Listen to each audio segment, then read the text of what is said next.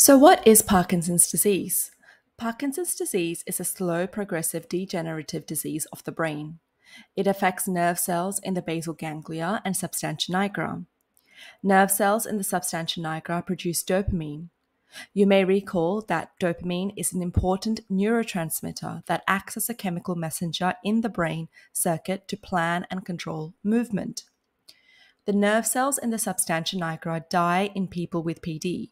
You can see on the image on the right how the dark pigmented dopamine neurons in the substantia nigra are significantly reduced in the Parkinsonian brain. When 70 to 80% of the dopamine producing neurons are lost, signs and symptoms such as tremors, slowness of movement, stiffness, and balance problems start to show in the patient. PD usually occurs more in men than women and usually affects those in their 60s, but it can also affect younger adults. PD can be classified as familial or idiopathic. Familial PD results from specific genetic mutations, and there is usually a genetic correlation when patients under age 50 begin to experience symptoms. The other cause is idiopathic, meaning that non-genetic and environmental factors may be important contributors in the disease's onset and progression. For example, prolonged exposure to certain environmental toxins, such as heavy metals, can damage dopamine-producing neurons, leading to dopamine deficiency and an increased risk for Parkinson's disease. A key known neuropathology in Parkinson's disease is Lewy body deposition, which is the result of abnormal aggregates of a misfolded protein called alpha-synuclein. The presence of Lewy bodies caused by misfolded alpha-synuclein can result in neuron dysfunction and degeneration that involves the substantia nigra, neurotransmitter systems, and other pathways. PD is characterized by two pathological processes. The first one being the premature loss of dopamine-producing neurons, and the second one being the accumulation of Lewy bodies, which are abnormal aggregates of a misfolded protein. In a healthy person, dopamine and acetylcholine exist in a balance to transmit signals throughout the basal ganglia, including the substantia nigra. If you remember, acetylcholine plays a significant role in cognitive function and motor control as well.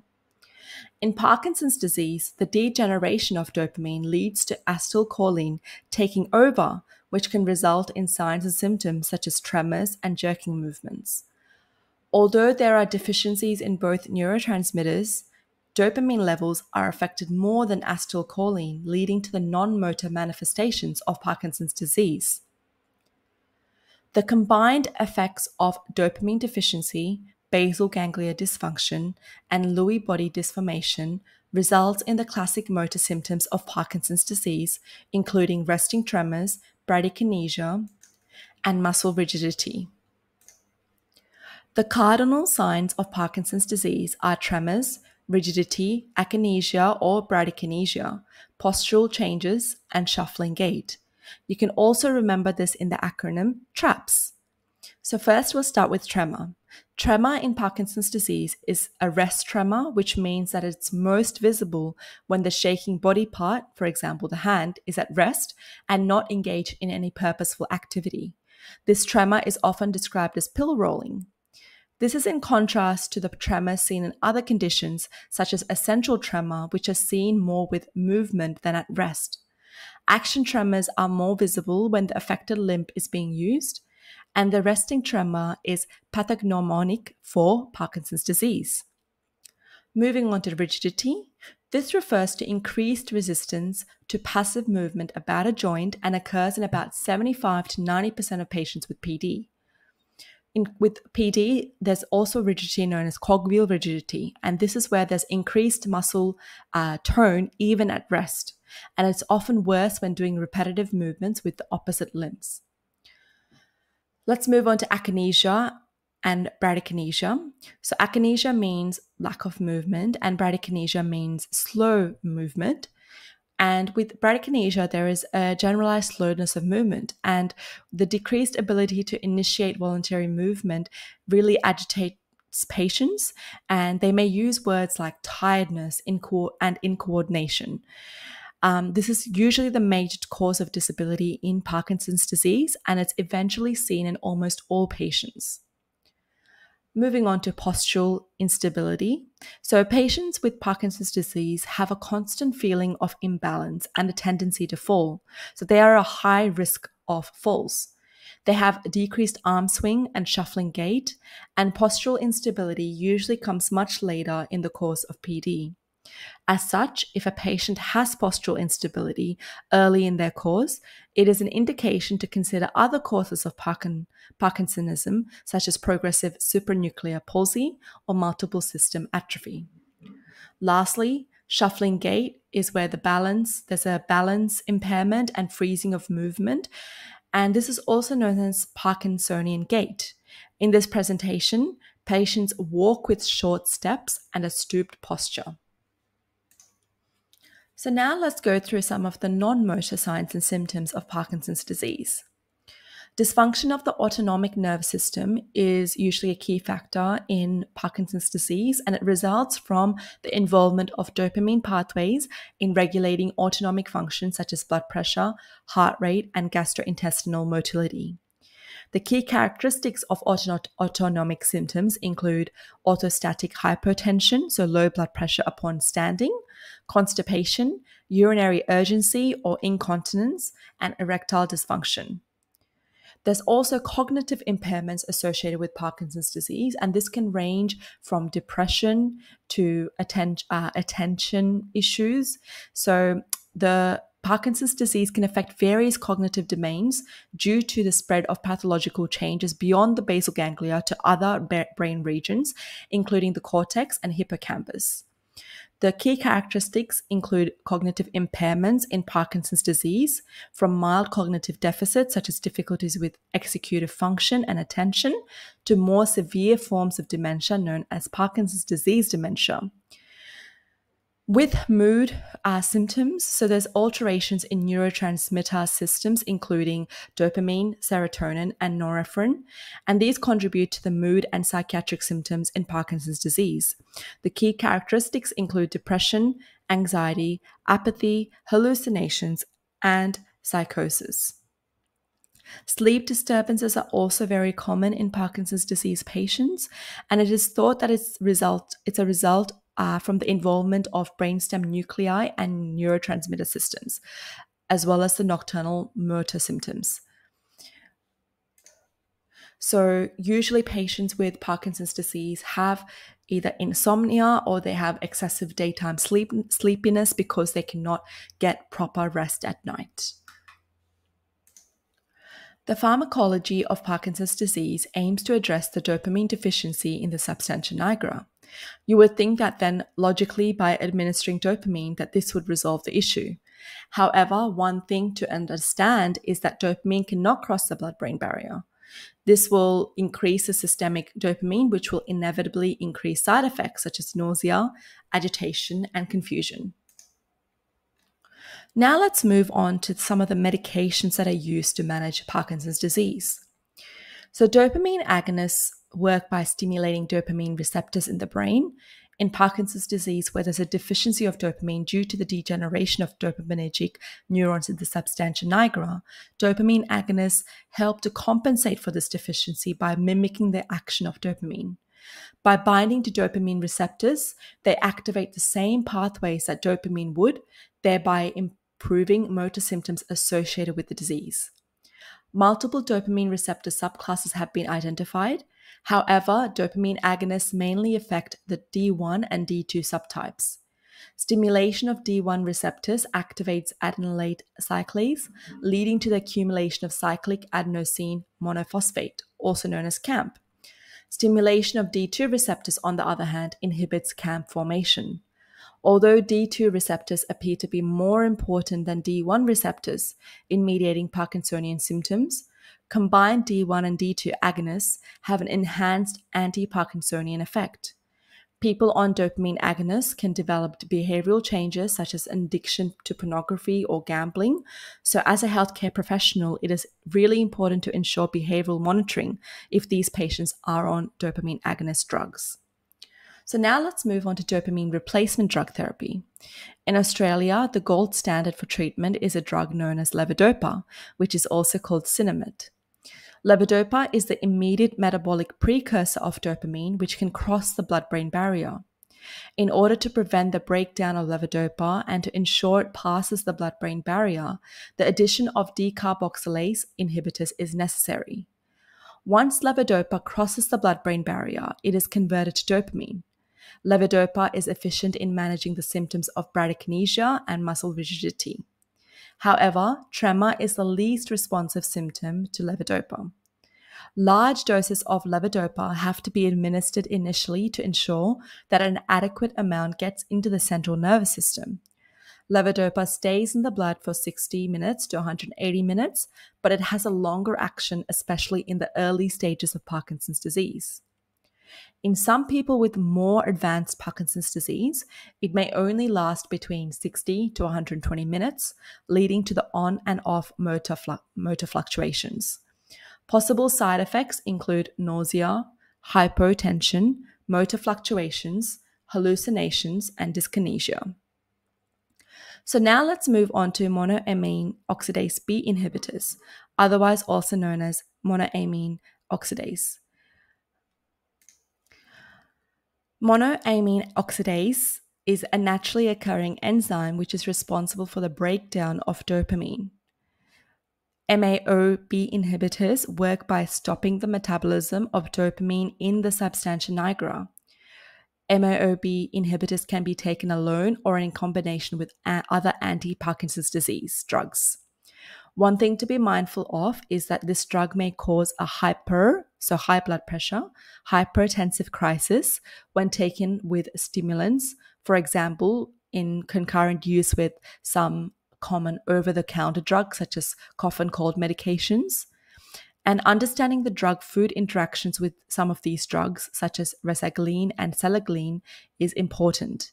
Selagiline is usually added to treatment when levodopa does not offer relief to the patient. And because these drugs prevent the metabolism of dopamine, foods and beverages that contain tyramine, which causes the release of norepinephrine, can lead to severe hypertension or intracranial hemorrhage when taken together. So it's really important to make sure that if your patient is on a monoamine oxidase B inhibitor, that you monitor what foods that they intake. So make sure that you don't give them foods with tyramine and that they don't have any other prescriptions for cold and cough medications so that they don't go into a hypertensive crisis. Patients taking this drug should also be informed to stand slowly because it can cause postural hypotension, or otherwise known as low blood pressure on standing. Catechol-O-methyltransferase, otherwise known as COMT, is a naturally occurring enzyme which metabolizes both levodopa and dopamine. COMT inhibitors represent another class of medications used for Parkinson's disease. When used in combination with levodopa, COMT inhibitors such as tolcapone or entacapone inhibit the metabolism of peripheral dopamine, increases the effect of levodopa, and reduces the off effect that patients with this medication usually experience. Additionally, they increase the uptake of levodopa and concentration of dopamine in the brain for improved clinical effectiveness. COMT inhibitors should be taken with food to minimize gastrointestinal upset. Amantadine is usually used as an antiviral agent, and its role in Parkinson's disease is still under research. It is believed that it blocks the action of neurotransmitter glutamate, which allows for an increase in dopamine synthesis and release. Currently, amantadine is primarily used in Parkinson's disease to alleviate dyskinesias associated with long-term levodopa therapy. It may also help improve motor function and reduce the off periods when symptoms re-emerge between levodopa doses. It cannot be stopped suddenly because it can lead to withdrawal effects such as fever, tachycardia, rhabdomyolysis, and muscle rigidity. Lastly, anticholinergics usually block acetylcholine, And prior to the development of levodopa, anticholinergics were the first and only treatment option available for Parkinson's disease patients. And as I said before, the main aim of anticholinergic drugs is to correct the imbalance between dopamine and acetylcholine, and they are useful in the treatment of tremor. Here I've just got a little acronym that you can use to help remember the medications that are used to manage Parkinson's disease. So you can remember the acronym called SALAD. So called, C for COMT inhibitor, S for Salagine, which is a MAOB inhibitor, and you've got your anticholinergics, you've got levodopa, which is the gold standard treatment, amantadine, and dopamine agonists. So hopefully this little acronym helps you to remember the medications that are commonly used to manage Parkinson's disease. Many medications used in the treatment of other medical conditions also have the potential to alter the dopamine system. So it's really important that you check if your patient is on these medications. So things like metoclopramide and Stemetil, which are usual antiemetics used in the hospital, can alter the dopamine system. So if your patient has Parkinson's disease, it's important to consider these medications and escalate that and make sure that it's monitored, that they are not on these medications any longer. So antiemetics such as Maxilon and Stemetil have D2 dopamine receptor antagonist activity, and this can exacerbate Parkinson's disease essentially. An alternative and safer antiemetic for Parkinson's patients is a doperidone that does not cross, and doperidone does not cross the blood-brain barrier. It's usually given an hour before the dopamine agonist treatment is initiated. So a non-medication treatment for Parkinson's disease patients is deep brain stimulation. And DBS, which we can call it as well, so deep brain stimulation or DPS, is primarily used to manage symptoms in conditions like Parkinson's disease and essential tremor when the medications are not providing adequate relief. So DBS provides direct neural stimulation of the basal ganglia, so either the subthalamic nucleus or globus pallidus. This increases the motor output of basal ganglia and decreases the motor symptoms. DBS surgery involves implanting a thin insulated lead into the brain, so most often in the subthalamic nucleus or the globus pallidus, and then this lead is then connected via an insulated extension to a device called an implanted pulse generator, also known as IPG, and this is similar to a cardiac pacemaker. The extension runs below the skin from the head down the side of the neck behind the ear to the IPG, which is usually implanted under the skin in the chest. When it is switched on, the IPG produces electrical impulses that are sent to the brain to stop or reduce the electrical symptoms that cause the symptoms of Parkinson's disease. The impulses then can be adjusted using a patient programmer, and the patient may still need to take medications for Parkinson's disease, but the dosage may be much lower. So how can we help someone with Parkinson's disease? So I've just listed a few things for consideration when you're looking after or you've got a patient with Parkinson's disease under your care. So specialized cookware. So offer patients with specialized cookware that is designed to make meal preparation easier and more manageable, reducing stress factors associated with cooking tasks for Parkinson's patients. Support groups, so encourage the patient to engage in a Parkinson's disease support group, which will also provide emotional support, social support, and also practical advice from other people with Parkinson's disease. Encourage regular exercise, and it's really also important to educate family members, because the most important people for this patient is their family and their friends. So if their family and friends cannot understand the disease process, there'll be a lot of conflict and a lot of tension. So it's very important as a healthcare professional that you educate the family members on the disease process and what the signs and symptoms can be like, because if the family is on board, then the stress levels for the patient will most likely reduce as well.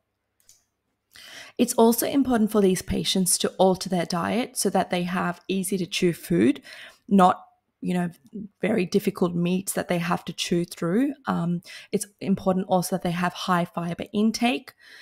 Protein is also needs to be managed because protein can affect and it can compete with some Parkinson's disease medications.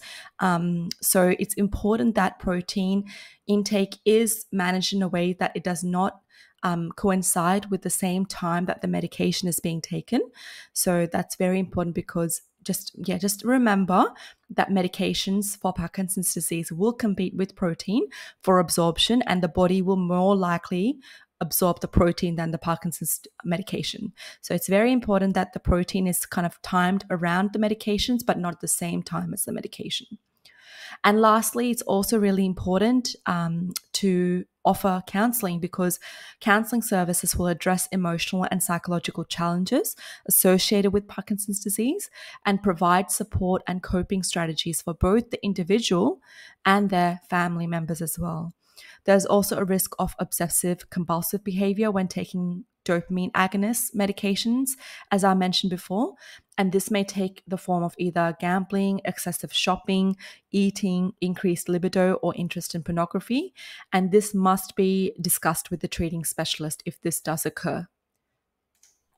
So just a quick recap of everything we've discussed. So Parkinson's disease is a progressive neurodegenerative disorder characterized by the loss of dopamine-producing neurons in the substantia nigra of the brain. This can result in motor symptoms such as tremors, especially resting tremors, stiffness, bradykinesia, and postural instability. And postural instability involves difficulty maintaining an upright and balanced posture, increasing the person's risk of falls and injuries. The pharmacological management includes levodopa, and the main aim is to restore dopamine levels. So levodopa is a precursor to dopamine, and drugs like Acylect or rasaglene acts as a monoamine oxidase type B inhibitor to prevent dopamine breakdown, and these are commonly prescribed to alleviate the motor symptoms and improve quality of life.